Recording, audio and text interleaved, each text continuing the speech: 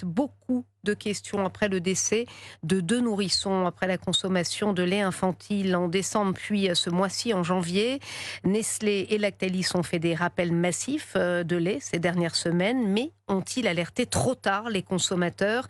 C'est en tout cas ce que suggère l'ONG Foodwatch qui a annoncé porter plainte contre X. L'association assure que le groupe Nestlé était au courant des contaminations de ces laits il y a près de 2 mois, Yasmina Katou. Oui, Nestlé a détecté une contamination de ses laits le 1er décembre dernier dans son usine des Pays-Bas. Le groupe en informe alors les autorités néerlandaises 8 jours plus tard, mais aucun rappel n'est fait. Le 11 décembre, Nestlé décide de rappeler un seul lot de lait Gigos en France. D'autres pays sont ensuite touchés et ce sont les autorités italiennes qui décident de partager l'information au niveau européen sur un réseau d'alerte sanitaire. C'était le 12 décembre dernier, mais ce n'est que le 5 janvier que Nestlé lance un rappel massif. Selon l'ONG Foodwatch, certains lots contaminés étaient sur le marché depuis le 29 mai dernier.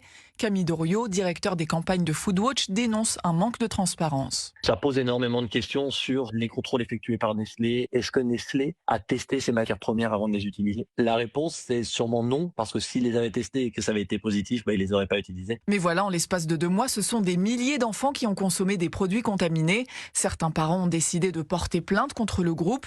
Au total, plus de 800 000 boîtes de lait Nestlé ont été retirées de la vente en France.